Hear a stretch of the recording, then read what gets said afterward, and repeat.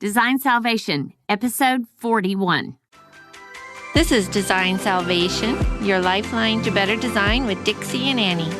Our mission is to share our conversation with you so we can all elevate our work and lifestyle. Welcome to the fold.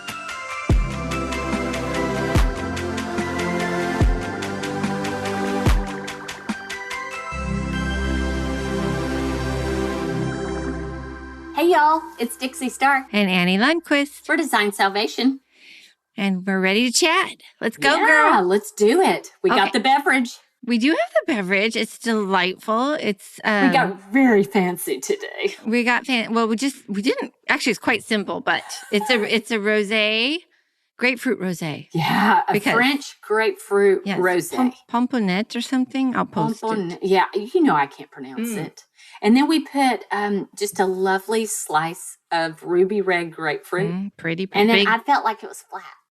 So we just put some Lamarck in it. Yeah, a little prosecco for Yeah. a little So we little mixed fizz. the Italian and the French, but it's all good. It's good. It's a good one. But the glasses are so cute. Annie, I love these glasses. They're We've never used these. We haven't used these glasses before. Oh, I know. I think they're stop it. charming. But They we're have in the our etched look. we're in our sweatshirts and we're all like haggard and we're drinking out of a fancy glass. Yes, well, it is Saturday, so It is we didn't Saturday. exactly get glammed up, but we Mm-mm. decided to kind of go for it on the drink. So super fun. Yeah, it's all And good. we I recommend love it. that one. I love it, love it, love it. Okay, so I have a good piece of info for you, I Dixie girl. love when you have got info for me. I just said love like in 3 times in a row, but Hey, I really my mean it. sweatshirt I really says mean love it. all over it, babe. you're so cute Thanks in that. to you. And It's so cute. I have one just like it. We're going to be twink and dink we're going again. to be twink and dinkers on that one. That's That'll it. be It's fun. all good. Okay, so in the new Vanity Fair, Back it's to the business. March. It's the March one. Deke went out and bought me a whole bunch of mags because Aw. I had my icky colonoscopy yesterday, and Ugh. he wanted me to have a little fun. That was thoughtful. Yeah, it that was so was. thoughtful. Of No, course and you he love got good ones magazines. too. He's really improved Oh. because he used to buy me the ones that I didn't want, and you go, "Oh, thanks, we know honey." what those are. We're not going Mhm. to name them, but we No, we're know not what gonna name those them. are. Okay, so But he bought you good ones. So he must have gone to like Barnes and Noble or He something. did. See, there you go. he did. That's exactly He right. is learning. He is learning. He's love well this. trained. He really is. So, he's struggling sometimes on flowers still, but we'll work on that. But yeah, okay. Mhm, Get there. mhm, Okay. mhm. I got you. Okay, so this is on page something. Anyway, it's our book club author. Stop it. 58, page 58. What She's magazine is that? Vanity Fair. Oh, I know. Look how cutting edge we are. We are so on top of The it. Is it title- this month? Yeah, March 2020. The title How of about Athena that? Calderon's new book states her mission: live beautiful. How about that? And then it talks about her favorite things.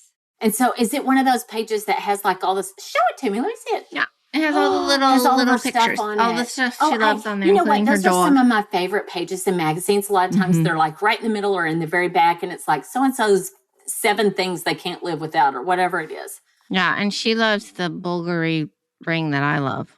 Bulgari, but we're supposed to say Bulgari. We Bulgari. are? Yeah, isn't that weird?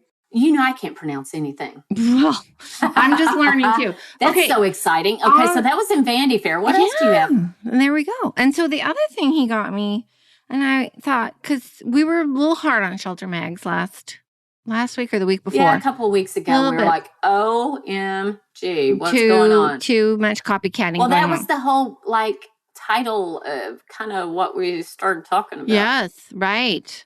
Don't Okay, so be you found some good ones? replicating things, be putting your own twist on it. So then this Right. time he bought me the British Homes and Gardens, which is Good choice. the March 2020, and also the World of Interiors, which I generally love, but not always.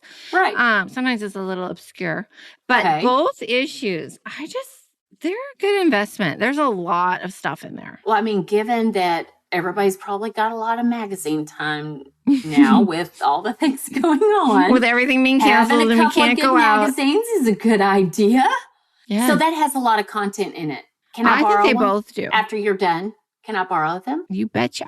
Oh, I love that. I know. Okay, so you feel like those are 2 good ones. I feel like those are 2 good Are ones. they and March too? Or are Yep. they March, April? Okay. Mhm. This is good to know.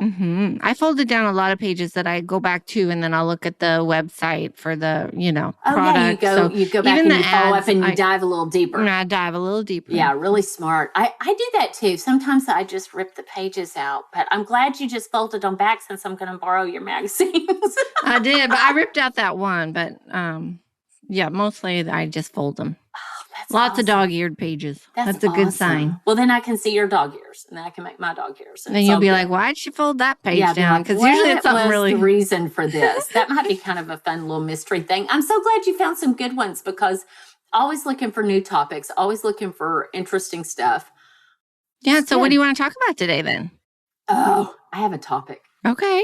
I want to talk about stairs, but Ooh, primarily complicated. stair runners. And I want your take on stair runners, because it has just so happened that I have like 2 different projects that I'm working with clients on stair runners and other runners throughout the house, like hallways and actually in front of the kitchen sink. And that's a whole nother topic. But I just think it's an interesting topic for us to talk about, like why you have a stair runner, like what are some good materials, what are some poor materials, what are your do's and don'ts, how far do you come there's off, a all lot those to kinds this. of things. So I want to tell you about this story that happened, or not the story, but the thing that happened that caused me to think about this. So I went to a client's house this week, and they have a straight run on their stairs. Nice. I had gone to a client's house the previous week where they have a switchback. So the stair goes up, you have a landing, and then ascends, up further to the top level. Okay. And nobody can see me like using my hands doing this. But anyways, it's She's all good. using her hands, guys. I'm really using the hands. So I proposed 2 different, totally 2 different concepts, 2 totally different houses. But I was so disappointed, because the one that was the straight run, that was so no-brainer, even though it was in an older home, was this beautiful herringbone, but it was a bold stripe. So, of course, it was in shades of like neutral and black and gray. Great, though. And I really was just like, this is it. This is it. This is what we're going to do. This is perfect. It goes with the rest of the house, the scheme.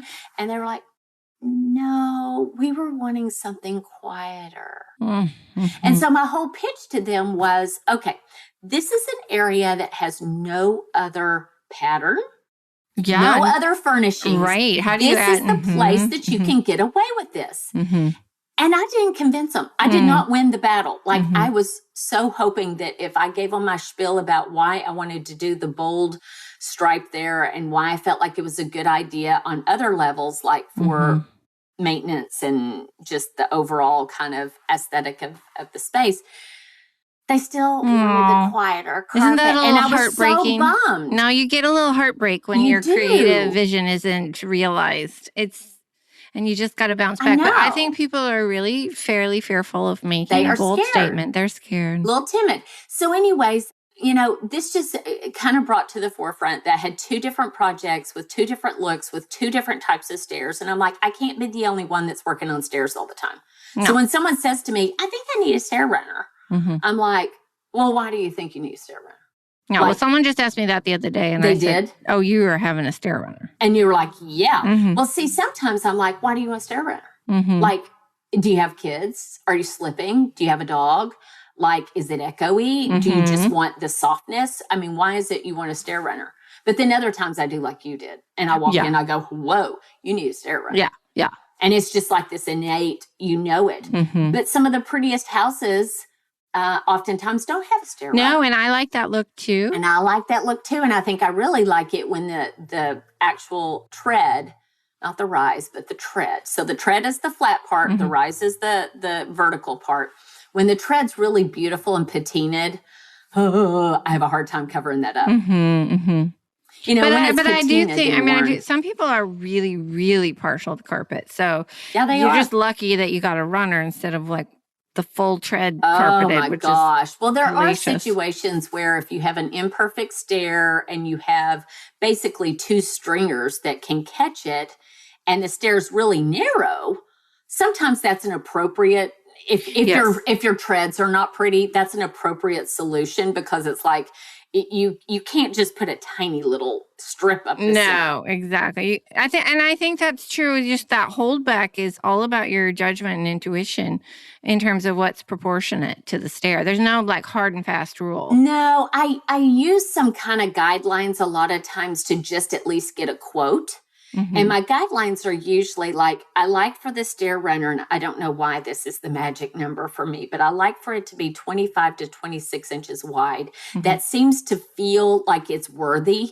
If it's less than that, it just feels like it's a strip, even if the stair's narrow. Mm-hmm. And then the other thing is I like to hold off of the edge, usually around 6 to 8 inches. But sometimes it makes sense to just hold off 3. Again, if the stair is not particularly wide. Mm-hmm. And in some of these older residences that, the stair is just tiny, I mean, then that's the situation. But if you have a newel post or something that's kind of sticking into one of the treads, then you have to go from that point. I usually don't cut You don't around notch that. it. I usually mhm, don't. mhm. Now, there are exceptions to every rule, but I usually don't. Do you? No, I don't. I try not to notch. I think it just looks the notch. confusing. Yeah, thank you. I was looking for the word notch. Okay, sorry. That didn't come to me very easy. But yeah, so I think that's really, really interesting. I don't know. What brands do you like? Well, there's some brands I love, but sometimes the price point's not right. I love know. Patterson, Flynn Martin, Roger Oates for Those are runners, all especially really striped beautiful. runners. But there are some great brands, and I think it's really nice too that you can do indoor outdoor now. Albert and I think that's Dash. brilliant. Yes. Albert and Dash makes really cute runners that are customizable. Perennials does. Yeah, Perennials does too. Yeah, and I love. Yeah, are there brands that you? Well, I still like to just take the wall to wall type carpet and use it too. I but do if too. it's the right carpet, The pretty wools that are like, flat. Yeah, I love Rose those. Core, Crescent, Antrim, Stark. Mm-hmm. All of Completely. those come to my mind immediately. But I mean, there's a million out there, and if we didn't name one that you guys like, it's just because I can't think right now. Yeah, exactly. But Well, I like to do that. I think that the biggest challenge. Well, there are two big challenges on stairs. Okay. I think the one is can it stand the wear and tear and not look dreadful in 3 months? Yes. And then the other one is does the pattern work with the way the stair turns? Very, very which important. Is tricky. See, I only would have proposed that stair really where we had a straight run, but where you have one of those switchbacks or a curved stair, you can't do a geometric pattern that has to be pattern matched. It just will not work. No. And I made that mistake once. I gave a client a whole bunch of rug samples, and I didn't realize hers actually didn't do a switchback, but actually curved turn. Oh, yeah. See, so there was tricky. no way. There was no way. But you know what? That's the perfect opportunity to get something with texture or almost like, the really cool kind of cheetah type print or something, something that like deer that print. works. Stark makes a really good little deer don't hide they? kind of print. So fawn, cute. It's called fawn or something. Yes. Mm-hmm. So, that's kind of one of the things. The other, I get a lot of questions when I have people that work for me, like they're interns, or perhaps they've, come on board with my company at some point. There's always a lot of like stair runner 101. And one of the things is, when do you serge and when do you use like an edge binding? Mm-hmm. Mm-hmm. And, what does that look like? And how wide do you, actually use the edge binding? But serging is my go-to almost 9 times out of 10. I like to use the same yarn that's in the actual rug itself. But there have been exemptions to that. Now, I love a good binding if it's the right one and it's a little playful, or if it's on sisal or seagrass, it looks great. It does look great on sisal seagrass. I actually have a project that I was able to use a tape binding that was actually just one of the passamentaries that we had, it had a Greek key on it. Oh, nice. But it was just a sisal rug, Mm-hmm. sisal carpet. Of course, you got to be careful with sisal. It's a little finicky. I mean, if your dog throws up the first day it's installed, or your client's dog, they're going to be a little upset.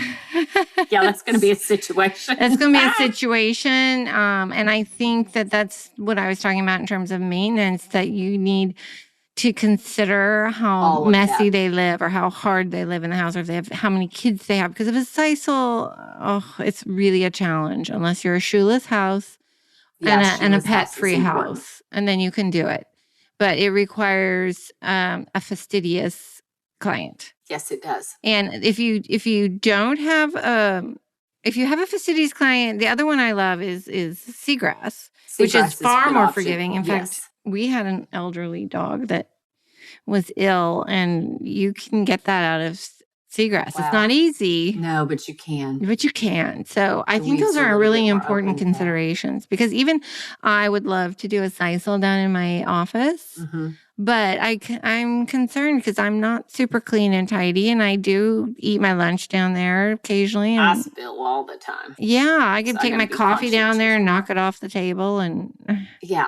you It's know, like, it just and then you're doesn't seem worried about worth it to me with the cost. So Yeah. I'm a seagrass fan.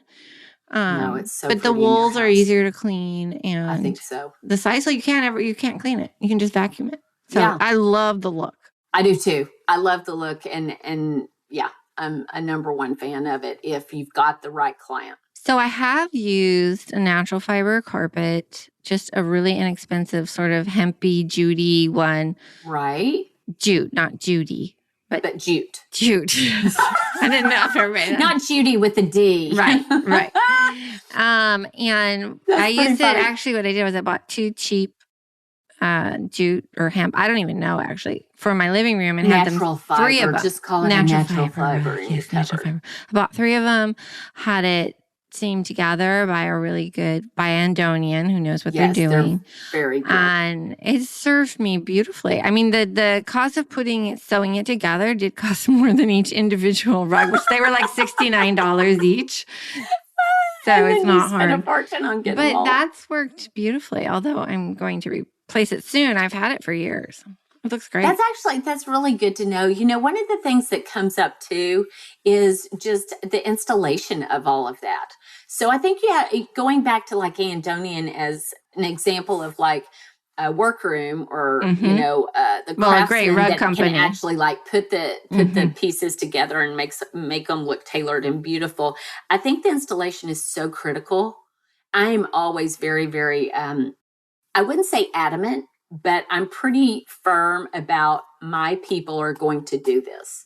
I don't let clients just take that and run with it and say, oh, I'm going to get my carpet installed or whatever. I'm usually yeah, because once they cut it wrong, you're in trouble. You're in trouble. total trouble. And I'm very particular, depending on the carpet and how it is already backed. I like a very, very thin felt pad. And so I have this one particular pad that I don't even know that it has a name. I just know that it's exceptionally thin. And that's what I like for them to use. And then depending on the stair and what the nosing is, you know, will depend on what the installation is. Well, you know, do I actually have it just a waterfall, or do I have it like a French roll where it's tucked under and actually, you know, well, and a lot of that to sort of the nosing? depends on the side view. It does. And the side view is very important because, you know, if the railing is exposing it, or is there, you know, some sort of architectural element that's hiding it? Yeah, then a waterfall doesn't like a always look stringer or good. something. Yeah, you those types of things will definitely have you They're kind of gonna narrow down what it is that you can do. So you need to walk around the stair. I mean, you need to get the visual from a bunch of different perspectives. But how do you feel? Because I'm kind of into this. The stair rods. I think they have their place. I quite love them. I haven't used them though on a project. Oh, I've used them only twice, and they were both in a very traditional type of fashion where we actually used this big antique rug, and we broke it up. We, you know, cut it into strips. I know some people are going to cringe when they hear this, but we broke it up into strips, and we had it serged, bound on the sides, you know, all serged and everything. And then we used the stair rods because the stair had, you know, the stringers on either side, and it worked beautifully, and it was gorgeous, super traditional. I probably did that, 18 years ago, something like that. But most recently, one of the proposals that I made for a new construction house that's a little bit more traditional is actually it is going to be a flat weave, Mm-hmm. not probably a sisal, but a flat weave. Yep. And probably monochromatic and using the brass stair rods. Pretty. I'm so excited. Oh, yeah. And So I excited even like about that. those. There's a more modern setting in which those actually look kind of good. And They do. I've seen that a little bit too. So I think it's a cool detail, and it's sort of like your doorknobs and your faucets and stuff being jewelry It's for your just house. jewelry. It's And I jewelry. just think that it can totally enhance Mhm. a stair that is an architectural feature or perhaps needs to be an architectural feature. I'm not really sure. So, I mean, And then just some more just mundane considerations Yeah. would be that how tight the weave is, so that when you do start the waterfall or you go wrap the nosing, so important. how big does a smile create? You don't want to see The backing. Yeah. So So- sometimes, stair carpets are not appropriate. And I mean, not stair carpets, but regular carpets not appropriate because it's going to smile. And by all means, don't use it. Yeah, so just fold your tile. sample. Don't I mean, use a you all tile. probably know this, but Yeah. just fold your sample and see if it has a big smile or not. Correct. If you just fold it, it has a smile, or if the backing is particularly stiff, that's probably a no-go. Yeah, it could your be the- installer will be very upset with you. Yes. And that's why the wools work so beautifully. And a lot of people are really worried about wool, but I find that the wool just wears really well, especially if you're not a shoes off kind of situation. I mean, like, not everybody, particularly not in our, up here, We're not everybody shoeless. And Well, I also have we done should an be, but- install where we did a wool and it was a flat weave. It had it had a geometric pattern. Mhm. So it had symmetry, and the installer honestly did the best job he could getting it straight. And the Right. pattern was very mellow, so it wasn't as though it was obvious, but it bothered him. He was such a perfectionist. So he showed it to the client to say, I can't get it quite perfect, but I don't think it's noticeable, because it is such a quiet pattern. And That's very interesting. the client was just Kinda so hard on upset. him? Oh, it was not good. That's something to keep in mind is that, chances are the stairs, even in new construction, are not perfect. Mhm. They may not be perfectly level. And if the treads have any wear on them, they're not going to be level. So as an end user or as even a designer, keeping in mind that there needs to be a little bit of flexibility there and there needs to be a little give and take. I mean, when an installer's doing this is an on-site, handcrafted, it's an art. I It's would just like agree. You have to any get a other part of our really house good that- installer to do stairs. Yeah. You've got to have faith in your installer. And I've been known to kind of hover a little bit over the first step or two. Like, I wait until I make sure that they're installing it, right. And then I'll go away and leave them alone. Let them do their thing. So it's kind of funny. Exactly. Anyways, thank you for entertaining me because I have got stairs on the brain. Well, and I just wanted to make one more point, which is sort of along the lines of the jute thing, which is Yeah. rugs, carpets, runners, they're expensive. Yes, they are. So get creative. And you can Think buy outside an the box. inexpensive rug like on Lulu in Georgia or something and make it into a runner and really save yourself some money. Yeah, I mean, And- I think that those are great, savvy little tips Mhm. because if you find something that you really like and it meets all this criteria we talked about, where it doesn't smile and you can bind it and it's not going to conflict pattern wise, but yet it's the look that you want, you think it's got the durability factors, go for it. Go for it and cut it up if you need to and create the Yeah. runner. So, yeah, Absolutely. I think that's so fun. I think it's super so fun too. fun. So, I heard from a little bird What's that? that those beautiful dishes that we posted at Red Chicken, I'm so excited. that you are going to do a custom order. Okay. I want to hear about I'm that. so excited. So what is her name? Well, no, because she's Hungarian or Well, I'm not going to be able to pronounce Bulgarian. that. I was trying to get in touch with Pam. So Red Ticking, which is a local brick and mortar here in Seattle in the cutest little neighborhood, she carries the most fabulous things. And what happens is Miss Annie goes and swirls with Pam in her shop, and they have fun is what they do. And they have not included me, y'all. They have not included me, and it's kind of getting rude. But I'm didn't know not that. going to We go will. there. Okay. So anyways, I'm not going to go there right now. But anyhow, They worked with this whole like tablescape that was so beautiful. They had the bamboo, and then it had those gorgeous plates, and then you posted the picture, and it's on our Instagram feed. It's on our Instagram. It's on Pam's Red Ticking Instagram. And I want y'all to know I wasn't involved in this. But okay, here we go. And so they were in Navy, and everybody knows that Annie's a Navy girl, but I'm a black girl. So not technically, but I love black. You do. So I'm like, I wonder if this gal will do this in a black and cream versus the navy and cream. So Pam is checking into it, and let's just cross our fingers that she'll do work. my little teeny weeny order. I'm so excited. And I think it'll a be lot of so people hip. will love it. And we'll have to So post modern. pictures of that too. But go back and look at the Instagram if you want to see And the blue I and want white. those other, their bamboo It's Saber. utensils. Mm-hmm. But is that from Saber? Yes. Which is the French company. Yes. That I have the other, their plasticware that I adore because Yeah, my it's girlfriend wonderful. Yvette got it for me, and I've been hooked ever since. Pam carries all that. Yep. But anyways, I want to do that with it. How fabulous. And I need it like for summer. Well, you do. And you know what I love? could do it year round, but I really want it for summer. I just love that you were drawn to it because I didn't know So that you drawn. would be because it's such a Because good it's florally. right. And it's but I love You're that. like, whoa. That's where your taste really makes a statement, you know, because you go outside the bounds of your typical Sometimes. lane. And I love that mix. I sometimes do. I'm very excited about it. I just hope that Pam can talk her into doing the black because she is known for her color palettes. You know, the color palettes are so vibrant and so beautiful. I just hope that she'll be open to it. I So everybody, think other cross people- your fingers. We're gonna cross our fingers. And if it happens, which I think it's going to, if it happens, then we'll keep you posted on the outcome. well, we'll set a big old table and have a Heck party, yeah, honey. we will. We're going to have a big old party. That's right. Yeah, we will. Mm. Anyways, I'm so excited that I get to be a part of that.